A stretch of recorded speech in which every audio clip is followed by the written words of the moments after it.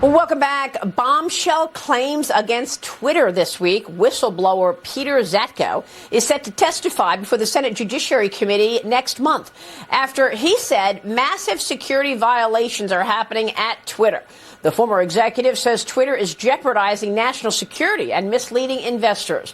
Twitter CEO Parag Agrawal calling the claims, quote, foundationally, technically, and historically inaccurate, unquote.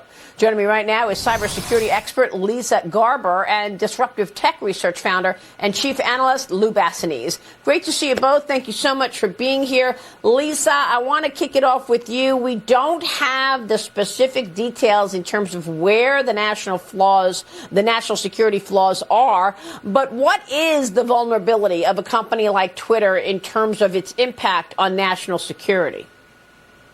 Great to see you, Maria. If we contextualize this whistleblower report with both who it's coming from, Peter Zatko is highly respected in the cybersecurity and hacker community. He's been in the community for decades. He was with Twitter for quite a few years. And then we contextualize Twitter itself, which is one of the world's leading social media platforms and where many people get their daily information and check facts and things like that. This is problematic because we see major violations of best practices in cybersecurity. We see lack of encryption. We see the principle of least privilege being violated, meaning it looks like he's alleging half of Twitter's employees have access to detailed information about users, including obviously national figureheads, celebrities. And we saw problems with Twitter's operations in the past, just in 2020, where a few teenagers gained access to high-profile Twitter accounts. So these allegations in the report are explosive and significantly against cybersecurity best practices. Well, I think you laid it out well, especially since, Lou, we know that this is not exactly an independent group.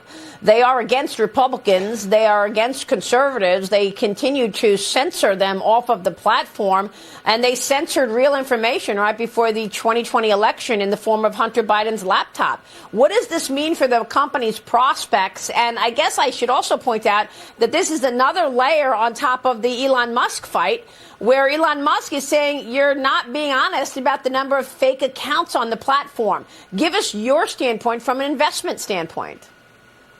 Yeah, I think there's so many risks here to unpack that I would avoid it, right? Twitter was an investment to buy the rumor of Musk taking them over and then sell that news.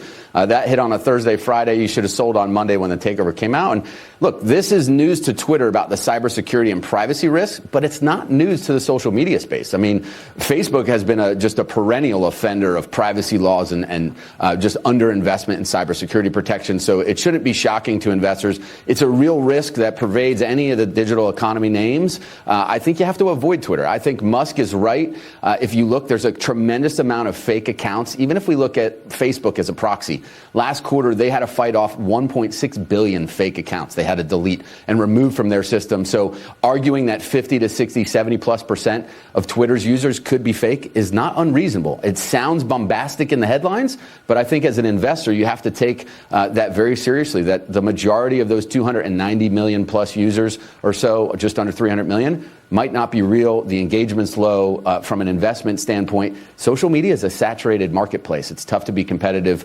You're going into a recession, if not in one, where these rely on advertising. So I can't think of one positive, honestly. Elon Musk would be the only positive. So I would wait for him to take over Twitter at a lower price before I'd even consider coming in here as an investor. So you think that's where this is going? Elon Musk still acquires the company, but at a lower price than Lou?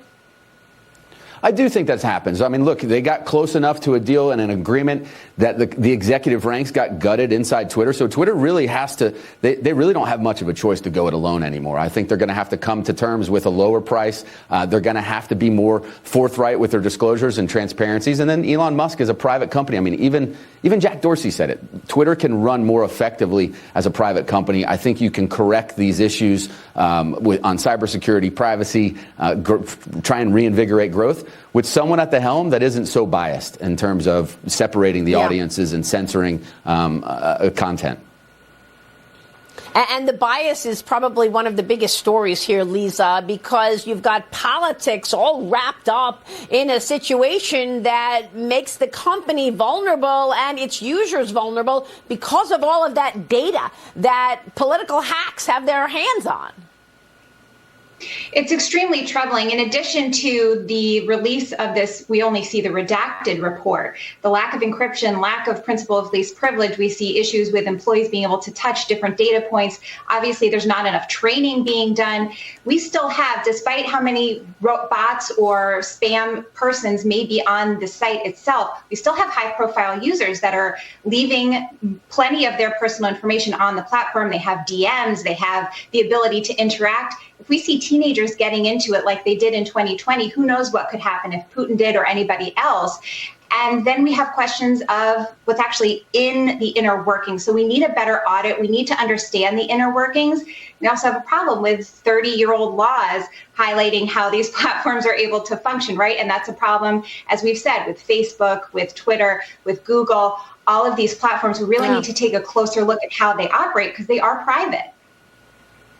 Yeah, and who's actually making the rules? This week, Facebook told us that it was actually the FBI that directed the company to censor the Hunter Biden laptop story, and they're the ones who told Meta that it was Russian disinformation. So who's really running the show? Is it this administration or these companies? Lou Bassanese, Leeza Garber, great discussion. We so appreciate your time this weekend. Thank you.